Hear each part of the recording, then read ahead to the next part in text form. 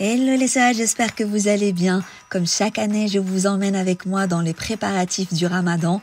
Aujourd'hui, c'est jour de changement de drap et pendant que la chambre s'aère, j'en profite pour faire ma petite routine skincare rapide et efficace. Et puis vient mon moment préféré, la prière.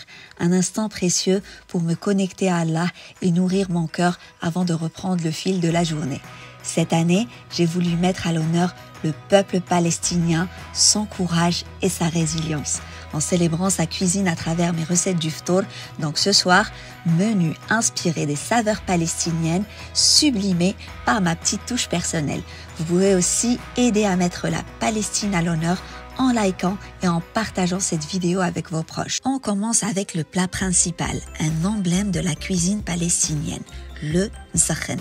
Vous devez absolument le tester. Pour ce délicieux plat, on aura besoin de poulet, d'oignons, d'un mélange d'épices bien parfumé. Dans un plat allant au four, mettez une bonne quantité d'huile d'olive, découpez ensuite une généreuse quantité d'oignons et tapissez-en entièrement le fond pour créer une belle base. Pour les épices, j'ai mis de l'ail, de l'oignon en poudre, paprika, coriandre en poudre, cannelle, curcuma, cardamome et un peu de cumin et surtout très important, une bonne quantité de sumac pour apporter cette saveur acidulée. J'ai ajouté un peu de sel, du poivre et enfin une bonne dose de debs rumman. C'est ça qui vient caraméliser le tout. Et très important, mélangez bien pour que les oignons s'imprègnent bien des épices. On passe au poulet. Déposez les morceaux de poulet par-dessus les oignons, assaisonnez avec les mêmes épices, puis ajoutez du debs rumman. Mélangez bien le tout pour enrober le poulet et pas vraiment besoin d'ajouter de l'eau car les oignons vont libérer leur jus pendant la cuisson. Parsemez quelques oignons sur le dessus du poulet, couvrez bien avec du papier sulfurisé puis du papier aluminium et enfournez à 200 degrés pendant environ. Après ce temps de cuisson, retirez le papier alu et le papier sulfurisé puis laissez cuire encore le temps d'obtenir une belle dorure.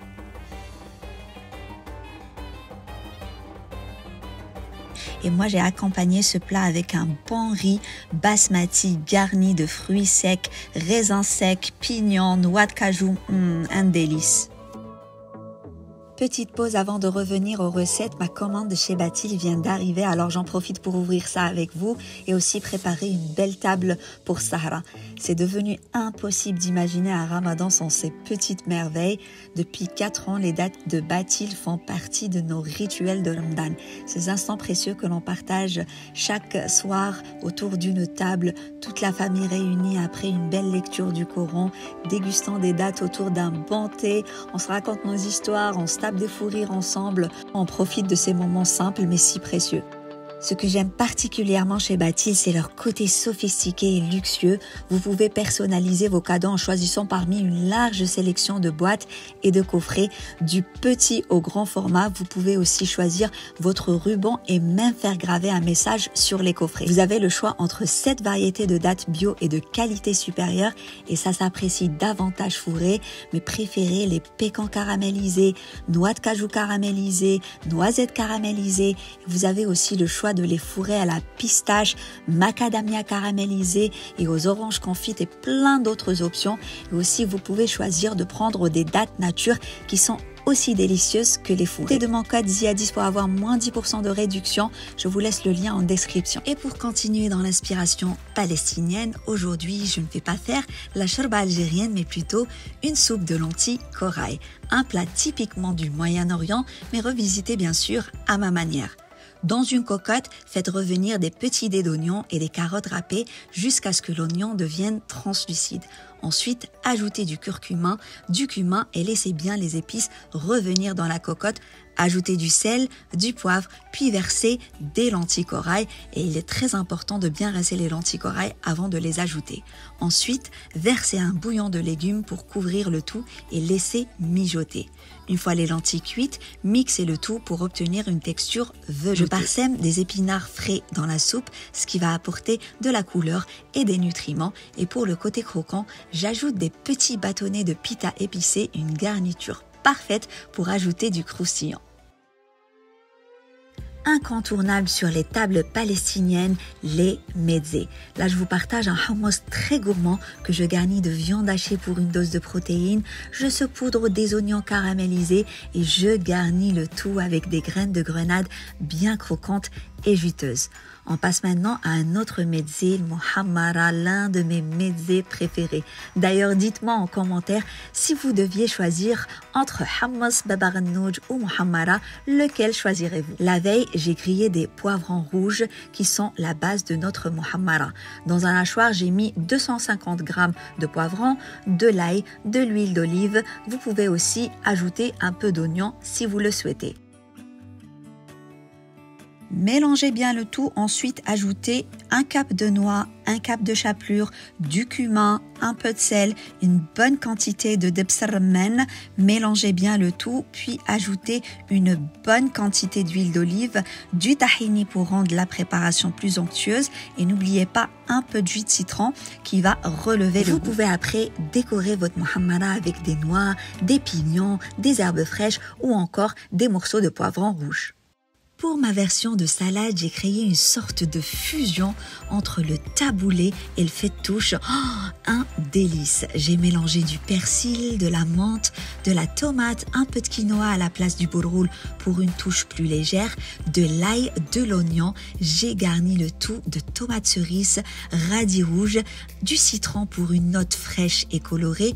Et pour la vinaigrette, je l'ai gardée simple. Juste un filet d'huile d'olive, un peu de citron, une salade simple, fraîche et dinguement délicieuse. Et pour accompagner la soupe, j'ai préparé des petites samboussas aux épinards très populaires en Palestine et les pays voisins et des bourrecs de viande hachée, la base d'une table algérienne.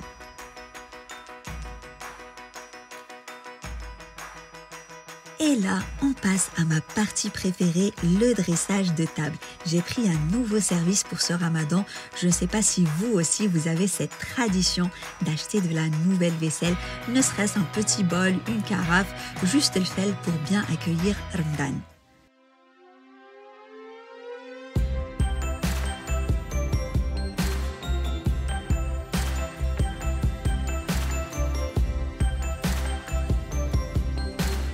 J'aurais tellement aimé décorer les torchons avec des branches d'olivier symboliques de la Palestine, mais comme je n'avais pas trouvé, j'ai opté pour des branches de romarin qui incarnent aussi des valeurs profondes de résistance et d'hospitalité, des valeurs qu'incarne si bien le peuple palestinien.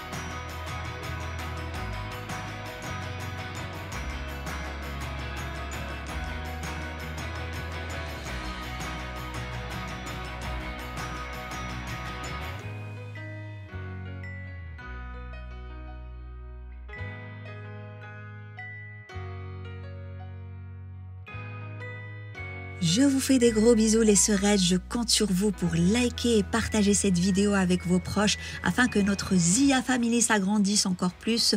Je vous retrouve au quotidien sur mes stories Instagram. Gros bisous. Mouah.